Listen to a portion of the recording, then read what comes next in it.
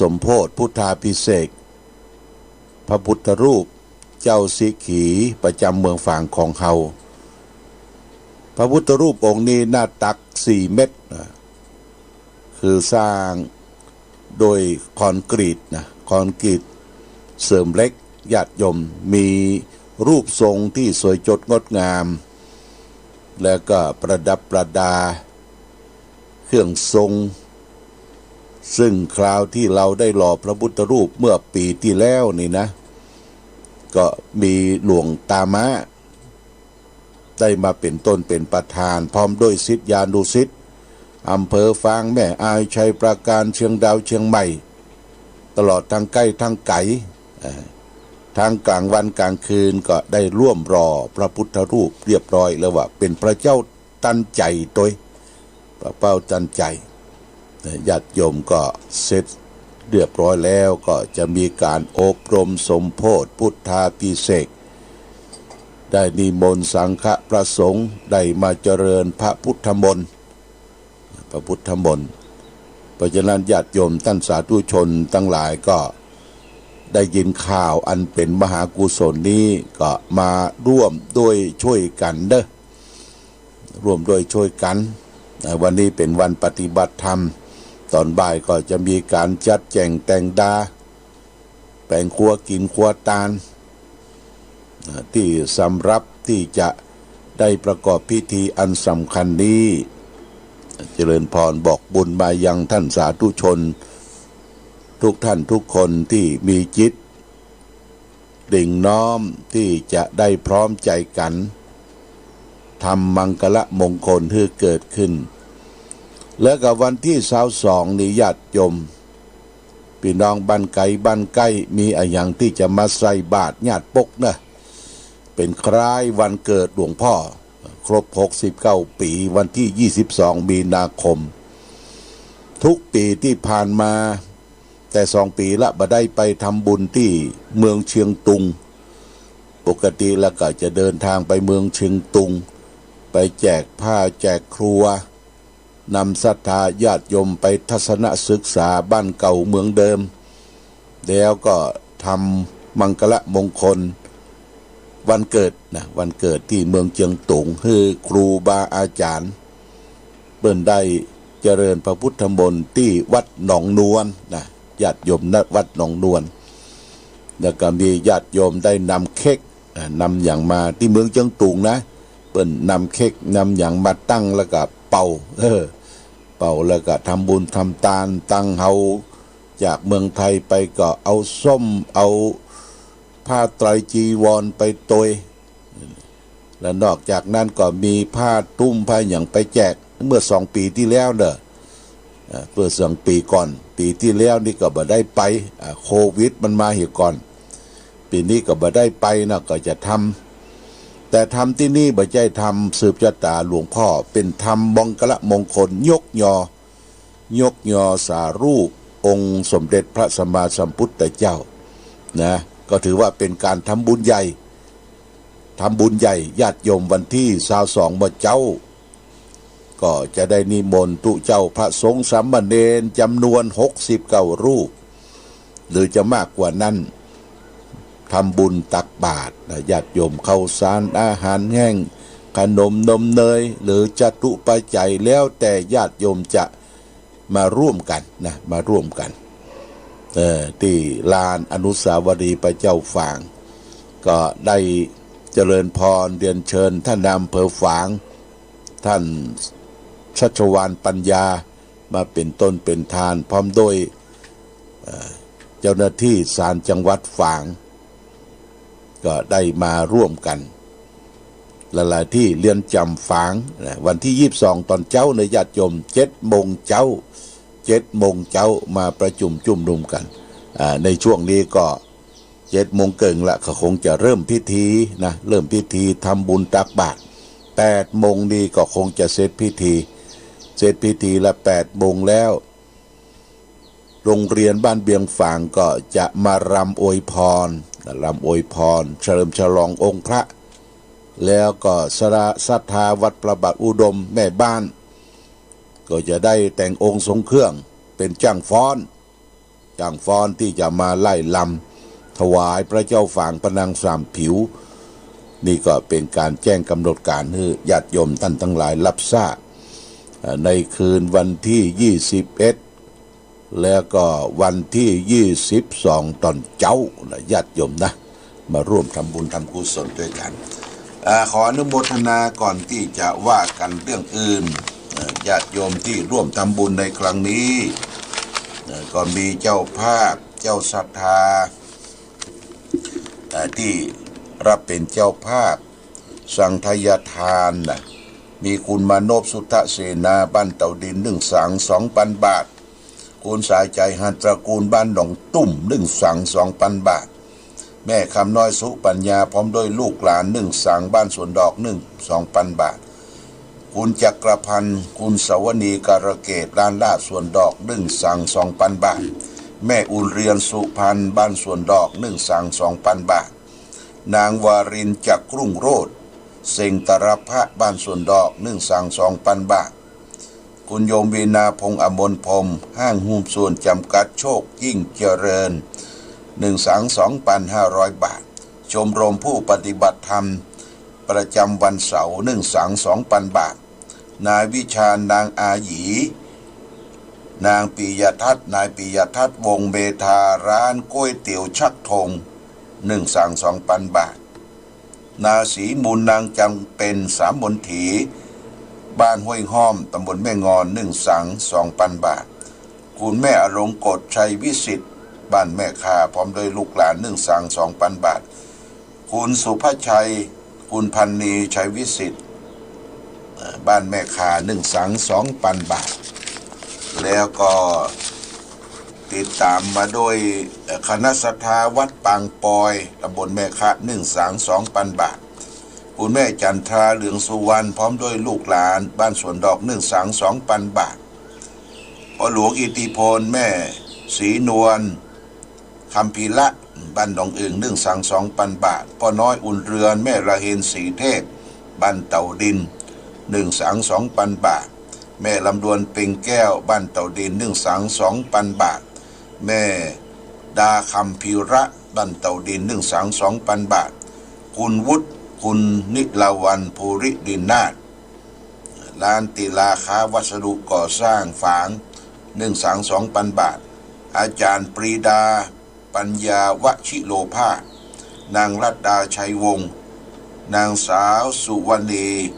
ปัญญาวชิโลภาบ้านสวนชา1 สัง 2,000 บาทแล้วก็มีคุณโยงปราณีปัญโยพร้อมด้วยคุณสุพจน์ยงพิพัฒน์วงศ์เชียงใหม่ร่วมทำบุญในงานนี้ทั้งหมดญาติโยมทั้งวันเกิดสมโภชพระ10,000 บาทคุณแม่อารีส่วนบุญคุ้มชัยประการปัจจัย1,000 บาทแล้วก็ทำข้าวแตนมา100 ห่อนะ100 ห่อคุณสุพิษแก้วใจดีทำบุญวันเกิดหลวงพ่อนี่100 บาทแล้วก็มีแม่หมอสุมาลีฟองแก้วทำบุญ500 บาทอาจารย์มนพแม่เรือนคำชัยขาวบ้านเทพมงคลตำบลแม่นาวางทำบุญสมโภชองค์พระ500 บาทแล้วก็ซื้อผลหมากกลักไม้100 บาทคุณแม่ลงโกฎชัยวิสิทธิ์บ้านแม่คาทำบุญวันเกิด500 บาทแล้วก็คุณบุญศรีแก้วพิมพ์ร่วมทำบุญอีก500 บาทแล้วก็แม่หลวงบัวไลการพิมลบ้านห้วยปราซางร่วมทำบุญวันเกิดหลวงพ่อแห่ง500 บาทแล้วก็เจ้าภาพสังฆทานกันเทศมีท่านอาจารย์มหาแสงนี่ก็ทำมาจากแม่สมควรโด่งดังแม่ค่อนนี่ก็ทำกันเทศประถมสมโพธิและเจ๊ป้อมคุณพัฒนาวรัยเจ๊ป้อมปตท.ฝางนี่การพุทธาภิเษกโมทนาสาธุนะญาติโยมที่ฝากมาทำบุญก็มีแม่มะลิวันพิเคราะห์งานอันนี้ฝากคุณ และผีพันเครือโยมาทำบุญวันเกิดหลวงพ่อ500 บาทอันนี้อยู่ปุ้นบ้านขายนอกได้ฟังวิทยุก็มีจิตเจตนาทับชาทำบุญฝากมาโมทนาสาธุโดยแล้วก็มีแม่ปันชุ่มใจบ้านแม่มาวกีเหล็กทำบุญมุทิตาหลวงพ่อ50 บาทแล้วก็มีแม่บุญปันนายธงชัยชุ่มใจทำบุญไฟฟ้าสถานีวิทยุ100 บาทแล้วก็มีคุณแม่ปราณีมณีจรลูกหลานบ้านแม่มาวกีเหล็กทำบุญสืบชะตามุทิตาหลวงพ่อ100 บาทแล้วก็มีคุณแม่ปราณีมณีจรเนี่ยก็ทำบุญไฟฟ้าวิทยุของอำเภอฝางเฮาแฮม130 บาทอนุโมทนาสาธุเนอญาติโยมที่อยากจะทำบุญบอกว่าอยู่ใกล้อยู่ไกลหรือได้รับซองปัจจัยบอกบุญก็วันที่2นะบ่เจ้าเนอะหรือวันมะแรงวันพรุ่งนี้วันติดก็เอามาให้มาหอมกันและสำหรับคุณวัฒนาพรกิติกุลหรือเจ๊แดงเพิ่งก็จะมาเป็นเก้าเป็นกันเรียกว่าทำเข้ามาทุปายาตเข้ามาทุปายาตร่วมกับพี่น้องศรัทธาบ้านหัวฝ่ายเวียงหวายหัวฝ่ายเวียงหวายเพิ่นจะมาจูมานอนทำเข้ามาทุปายาตอย่างใหญ่โตโอฬารไผไข่ให้แค่หอมวันนี้เจ๊แดงก็จะขึ้นมาร่วมทำบุญปฏิบัติธรรมประจำวันเสาร์หอมที่เจ๊แดงคน10 บาท20 บาทก็แล้วแต่ได้มีส่วนร่วมได้ถวายเข้ามาทุปายาตหลังที่พุทธาภิเษกองค์พระประถมพระสมเด็จประถมสิขีทศพลยานที่1พระเจ้าฝางเฮาเรียบร้อยแล้วนะญาติโยมได้ถวายเข้ามาทุปายาตอันนี้ก็ชวนร่วมบุญร่วมกุศลด้วยกันอันใดที่ประกาศไปขาดตกบกพร่องญาติโยมโทรศัพท์มาเตือนมาบอกได้แล้วก็มีแม่ขันแก้วปันหมอก500 บาทได้แจ้งจำนงประสงค์ก็รวมที่แม่จงดีเชื้อกันทาเอาไปรวมกันที่หั่นจะได้รับเป็นเจ้าภาพทำมุทิตาและก็สังฆทานนี่ประชาสัมพันธ์บอกบุญกุศลเฮือญาติโยมท่านสาธุชนทั้งหลายได้รับทราบปีนี้เฮาทำบุญญาติโยมทำบุญการทำบุญนั่นก็ถือว่าเป็นการปลดเปลื้องสิ่งที่เฮา